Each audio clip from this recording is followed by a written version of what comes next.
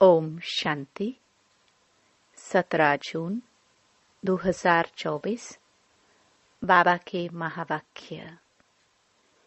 मीठे बच्चे, याद और पढ़ाई से ही डबल ताज मिलेगा, इसलिए अपनी एम ऑब्जेक्ट को सामने रख दैवी गुण धारण करो। प्रश्न। विश्व रचयिता बाप, तुम बच्चों की कौन सी खिदमत सेवा करते हैं? उत्तर। बच्चों को बेहद का वर्षा दे सुखी बनाना, यह खिदमत है। बाप जैसी निष्काम सेवा कोई कर नहीं सकता। दूसरा, बेहद का बाप किराए पर तख्त लेकर तुम्हें विश्व का तख्त नशीन बना देते हैं। खुद ताऊसी तख्त पर नहीं बैठते, लेकिन बच्चों को ताऊसी तख्त पर बिठाते हैं। बाप के तो जड़ मंदिर बनाते, उसमें उन्हें क्या टेस्ट आएगा? मजा तो बच्चों को है जो स्वर्ग का राज्य भाग्य लेते हैं। ओम शांति। मीठे मीठे रूहानी बच्चों को बाप कहते हैं कि अपने को आत्मा समझ बाप को याद करो। ओम शांति का अर्थ तो बच्चों को समझाया है। बाप भी बोलते हैं तो बच्चे भी बोलते हैं ओम शांति, क्योंकि आत्मा का स्वधर्म है शांत। तुम अब जान गए हो कि हम शांति धाम से यहाँ आते हैं, पहले पहले सुख धाम में, फिर 84 पुनर्जन्म लेते लेते दुख धाम में आते हैं। यह तो याद है ना? बच्चे 84 जन्म लेते जीव आत्मा बनते हैं। बाप जीव आत्मा नहीं बनते हैं। कहते हैं मैं टेम्पररी इनका आधार लेता हूँ। नहीं तो पढ़ाएंगे कैसे? बच्चों को घड़ी घड़ी कैसे कहेंगे कि मन मना भव, अपनी राजाई को याद करो। इसको कहा जाता है सेकंड में विश्व की राजाई। बेहद का बाप है ना, तो जरूर बेहद की खुशी, बेहद का वर्षा ही देंगे। बाप बहुत सहज रास्ता बताते हैं। कहते हैं अब इस दुखधाम को बुद्धि से निकाल दो। जो नई दुनिया स्वर्ग स्थापन कर रहे हैं, उनका मालिक बनने लिए मुझे याद करो तो तुम्हारे पाप कट जाए। तुम फिर से सतो प्रधान बन जाएंगे। उसको कहा जाता है सहज याद। जैसे बच्चे लौकिक बाप को कितना सहज याद करते हैं, वैसे तुम बच्चों को बेहद के बाप को याद करना है। बाप ही दुख से निकाल सुखधाम में ले जाते हैं। वहाँ दुख का नाम निशान नहीं। बहुत सहज बात कहते हैं, अपने शांति धाम को याद करो। जो बाप का घर वह तुम्हारा घर है, और नई दुनिया को याद करो, वह तुम्हारी राजधानी है। बाप तुम बच्चों की कितनी निष्काम सेवा करते हैं। तुम बच्चों को सुखी कर फिर वानप्रस्थ परम धाम में बैठ जाते हैं। तुम भी परम धाम के वासी हो। उसको निर्वाण धाम वानप्रस्थ भी कहा जाता है। बाप आते हैं बच्चों की खिदमत करने, अर्थात वर्षा देने। यह खुद भी बाप से वर्षा लेते हैं। शिव बाबा तो है ऊंच ते ऊंच भगवान। शिव के मंदिर भी हैं। उनका कोई बाप व टीचर नहीं है। सारे सृष्टि के आदि मध्य अंत का ज्ञान उनके पास है। कहाँ से आया? क्या कोई वेद शास्त्र आदि पढ़े? नहीं, बाप तो है ज्ञान का सागर, सुख का सागर। बाप की महिमा और दैवी गुणों वाले मनुष्यों की महिमा में फर्क है। तुम दैवी गुण धारण कर यह देवता बनते हो। पहले आसुरी गुण थे। असुर से देवता बनाना यह तो बाप का ही काम है। एम ऑब्जेक्ट भी तुम्हारे सामने है। जरूर ऐसे श्रेष्ठ कर्म किए होंगे। कर्म, अकर्म, विकर्म की गति अथवा हर बात समझाने में 1 सेकंड लगता है। बाप कहते हैं, मीठे मीठे बच्चों को पाठ बजाना ही है। यह पाठ तुमको अनादि अविनाशी मिला हुआ है। तुम कितना वारी सुख दुख के खेल में आए हो। कितना बार तुम विश्व के मालिक बने हो। बाप कितना ऊंच बनाते हैं। परमात्मा जो सुप्रीम सोल है वह भी इतना छोटा है। वह बाप ज्ञान का सागर है, तो आत्माओं को भी आप समान बनाते हैं। तुम प्रेम के सागर, सुख के सागर बनते हो। देवताओं का आपस में कितना प्रेम है। अभी झगड़ा नहीं होता, तो बाप आकर तुम्हें आप समान बनाते हैं। और कोई ऐसा बना ना सके। खेल स्थूल वतन में होता है। पहले आदि सनातन देवी देवता धर्म, फिर इस्लामी, बौद्धि आदि नंबरवार इस मांडवे में व नाटकशाला में आते हैं। 84 जन्म तुम लेते हो। गायन भी है, आत्माएं परमात्मा अलग रहे। बाप कहते हैं, मीठे मीठे बच्चों, पहले पहले विश्व में पाठ बजाने तुम आए हो।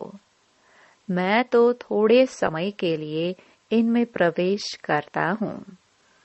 यह तो पुरानी जुत्ती है। पुरुष की एक स्त्री मर जाती है तो कहते हैं पुरानी जुत्ती गई, अब फिर नई लेते हैं। यह भी पुराना तन है ना। 84 जन्मों का चक्कर लगाया है। तत्वम, तो मैं आकर इस रथ का आधार लेता हूँ। पावन दुनिया में तो कभी मैं आता ही नहीं हूँ। तुम पतित हो, मुझे बुलाते हो कि आकर पावन बनाओ। आखरीन तुम्हारी याद फलीभूत होगी ना। जब पुरानी दुनिया खत्म होने का समय होता है तब मैं आता हूँ। ब्रह्मा द्वारा स्थापना। ब्रह्मा द्वारा अर्थात ब्राह्मणों द्वारा। पहले छोटी ब्राह्मण, फिर क्षत्रिय। तो बाजोली खेलते हो। अब देह अभिमान छोड़ देही अभिमानी बनना है। तुम 84 जन्म लेते हो। मैं तो एक ही बार सिर्फ इस तन का लोन लेता हूँ, किराए पर लेता हूँ। हम इस मकान के मालिक नहीं हैं। इनको तो फिर भी हम छोड़ देंगे। किराए तो देना पड़ता है ना। बाप भी कहते हैं, मैं मकान का किराए देता हूँ। बेहद का बाप है, कुछ तो किराए देते होंगे ना। यह तख्त लेते हैं तुमको समझाने लिए। ऐसा समझाते हैं जो तुम भी विश्व के तख्त नशीन बन जाते हो। खुद कहते हैं, मैं नहीं बनता हूँ। तख्त नशीन अर्थात ताऊसी तख्त पर बिठाते हैं। शिव बाबा की याद में ही सोमनाथ का मंदिर बनाया है। बाप कहते हैं, इसमें मुझे क्या टेस्ट आएगी। जड़ पुतला रख देते हैं। मजा तो तुम बच्चों को स्वर्ग में है, मैं तो स्वर्ग में आता ही नहीं हूँ। फिर भक्ति मार्ग जब शुरू होता है तो यह मंदिर आदि बनाने में कितना खर्चा किया, फिर भी चोर लूट ले गए। रावण के राज्य में तुम्हारा धन दौलत आदि सब खलास हो जाता है। अभी वह ताऊसी तख्त हैं। बाप कहते हैं जो हमारा मंदिर बनाया हुआ था वह मोहम्मद गजनवी आकर लूट ले गए। भारत जैसा सॉल्वेंट और कोई देश नहीं, इन जैसा तीर्थ और कोई बन नहीं सकता। परंतु आज तो हिंदू धर्म के अनेक तीर्थ हो पड़े हैं। वास्तव में बाप जो सर्व की सद्गति करते हैं, तीर्थ तो उनका होना चाहिए। यह भी ड्रामा बना हुआ है, समझने में बहुत सहज है, परंतु नंबरवार ही समझते हैं, क्योंकि राजधानी स्थापन हो रही है। स्वर्ग के मालिक यह लक्ष्मी नारायण है। यह है उत्तम से उत्तम पुरुष, जिनको फिर देवता कहा जाता है। दैवी गुण वाले को देवता कहा जाता है। यह ऊंच देवता धर्म वाले प्रवृत्ति मार्ग के थे। उस समय तुम्हारा ही प्रवृत्ति मार्ग रहता है। बाप ने तुमको डबल ताजधारी बनाया। रावण ने फिर दोनों ही ताज उतार दिए। अब तो नो ताज, न पवित्रता का ताज, न धन का ताज, दोनों रावण ने उतार दिए हैं। फिर बाप आकर तुमको दोनों ताज देते हैं, इस याद और पढ़ाई से। इसलिए गाते हैं, ओ गॉड फादर, हमारा गाइड बनो, लिबरेट भी करो। तब तुम्हारा नाम भी पंडा रखा हुआ है। पांडव कौरव यादव क्या करत भय। कहते हैं, बाबा हमको दुख के राज्य से छुड़ाकर साथ ले जाओ। बाप ही सचखंड की स्थापना करते हैं, जिसको स्वर्ग कहा जाता है। फिर रावण झूठ खंड बनाते हैं। वह कहते श्री कृष्ण भगवानुवाच। बाप कहते हैं शिव भगवानुवाच। भारतवासियों ने नाम बदल लिया तो सारी दुनिया ने बदल लिया। श्री कृष्ण तो देहधारी है, विदेही तो एक शिव बाबा है। अभी बाप द्वारा तुम बच्चों को माइट मिलती है। सारे विश्व के तुम मालिक बनते हो। सारा आसमान धरती तुमको मिल जाती है। कोई की ताकत नहीं जो तुमसे छीन सके। पौना कल्प उन्हों की तो जब वृद्धि होकर करोड़ों की अंदाज में हो, तब लश्कर ले आकर तुमको जीते। बाप बच्चों को कितना सुख देते हैं। उनका गायन ही है दुख हरता सुख करता। इस समय बाप तुमको कर्म अकर्म विकर्म की गति बैठ समझाते हैं। रावण राज्य में कर्म विकर्म बन जाते हैं। सतयुग में कर्म अकर्म हो जाते हैं। अभी तुमको एक सतगुरु मिला है, जिसको पतियों का पति कहते हैं, क्योंकि वह पति लोग भी सब उसको याद करते हैं। तो बाप समझाते हैं, यह कितना वंडरफुल ड्रामा है। इतनी छोटी सी आत्मा में अविनाशी पाठ भरा हुआ है, जो कभी मिटने वाला नहीं है। इनको अनादि अविनाशी ड्रामा कहा जाता है। God is one. रचना अथवा सीढ़ी और चक्र सब एक ही है। न कोई रचता को न रचना को जानते। ऋषि मुनि भी कह देते हम नहीं जानते। अभी तुम संगम पर बैठे हो, तुम्हारी माया के साथ युद्ध है, वह छोड़ती नहीं है। बच्चे कहते हैं, बाबा माया का थप्पड़ लग गया। बाबा कहते हैं, बच्चे की कमाई चट कर दी। तुम्हें भगवान पढ़ाते हैं तो अच्छी रीति पढ़ना चाहिए। ऐसी पढ़ाई तो फिर 5000 वर्ष बाद मिलेगी। अच्छा, मीठे मीठे सिखिलदे बच्चों प्रति मात पिता बाप दादा का याद प्यार और गुड मॉर्निंग। रूहानी बाप की रूहानी बच्चों को नमस्ते। धारणा के लिए मुख्य सार। पहला, इस दुखधाम से बुद्धि योग निकाल नई दुनिया स्थापन करने वाले बाप को याद करना है। सतो प्रधान बनना है। दूसरा, बाप समान प्रेम का सागर, शांति और सुख का सागर बनना है। कर्म, अकर्म और विकर्म की गति को जान सदा श्रेष्ठ कर्म करने हैं।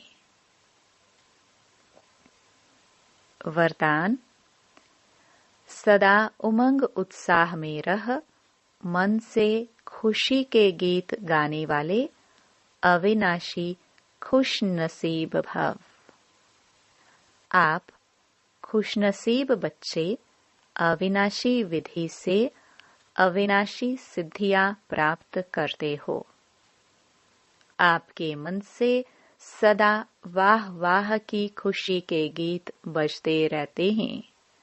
वाह बाबा, वाह तकदीर, वाह मीठा परिवार, वाह श्रेष्ठ संगम का सुहावना समय।